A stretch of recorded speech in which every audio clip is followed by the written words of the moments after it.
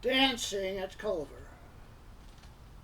When I was 15 years old, my parents shipped me off to a boarding school in north central Indiana, Culver Military Academy. There were no girls anywhere near, so when Culver invited the students from a girls' school near Chicago to come down for a big weekend dance, it was a pretty big deal.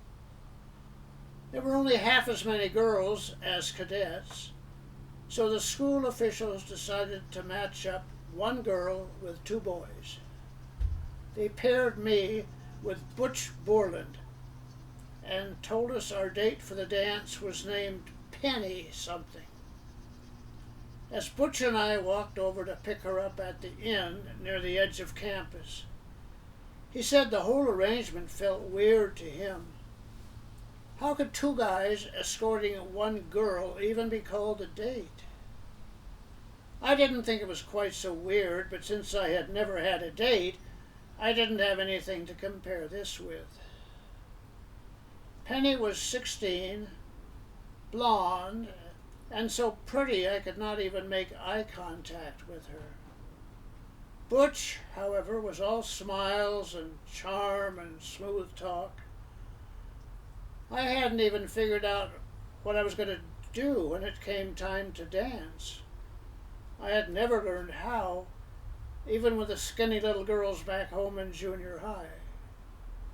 I couldn't imagine putting my hand on Penny's back, let alone take steps with her on the dance floor. Then Butch saved my life. Drawing me aside, he took $5 from his pocket and extended it towards me. "Teddy," he whispered, "if you can find some place to go for the rest of the night, this $5 is all yours." "But what about Penny?" I blurted back. Butch grinned knowingly. "Never mind about that. I'll take very good care of her. You don't have to worry about a thing." I grabbed the $5 and bolted. Out into the night air, I breathed a huge sigh of relief. I looked again at the money in my hand. It wasn't Penny, but at least I had some idea of what to do with it.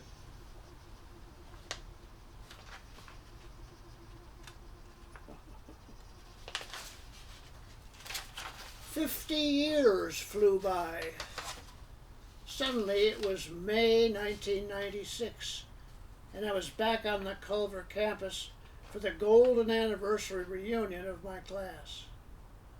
As we all gathered for the many social events, one of the wives stood out stunningly from the rest.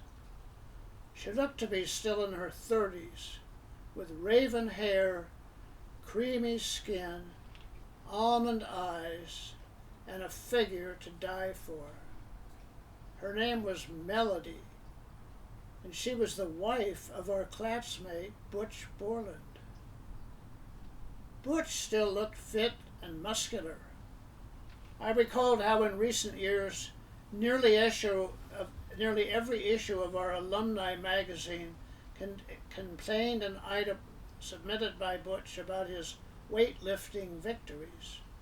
Winner of this, champion of that, Master's King. Boring enough just to read about. It was even worse now, listening to him tell us about his many successes. On the last night was the alumni banquet, followed by a dance. I was seated at the same table with Butch and Melody.